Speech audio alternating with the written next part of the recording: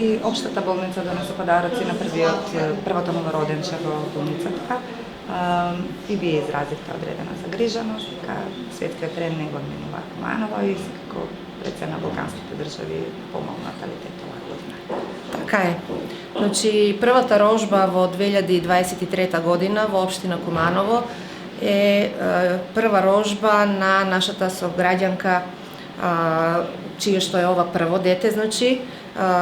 живородено женско дете, спонтано породено, 3 кила и 300 грама, 53 сантиметри долго,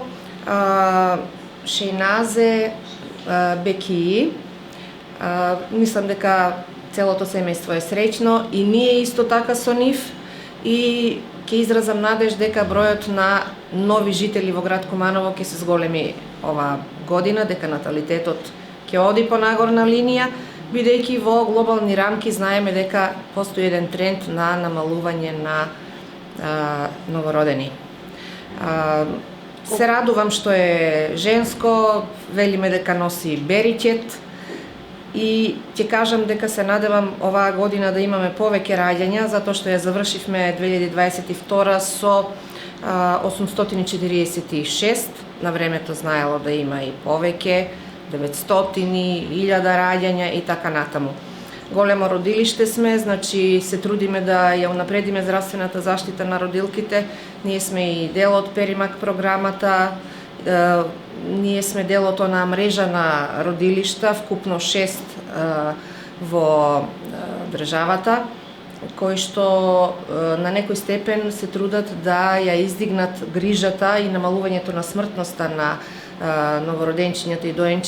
доенчињата, па сметам дека успешно ќе се справиме и со овој предизвик, трудејќи се на секој начин да им помогнеме на идните мајки да полесно дојдат до рожба. За таа цел еве, значи конечно, откако кажавме дека заради укинување на ковид протоколите може да работи школата за родителство Роса, отворена уште пред пандемијата, сега почнаа да доаѓаат, значи, млади мајки, охрабрени, да со помош на наши акушерки и физиотерапевтка прават вежби, се учат на идното родителство, како полесно да се справат со новите предизвици, па се надевам дека ова барем малку ќе помогне да се охрабрат младите и да бидат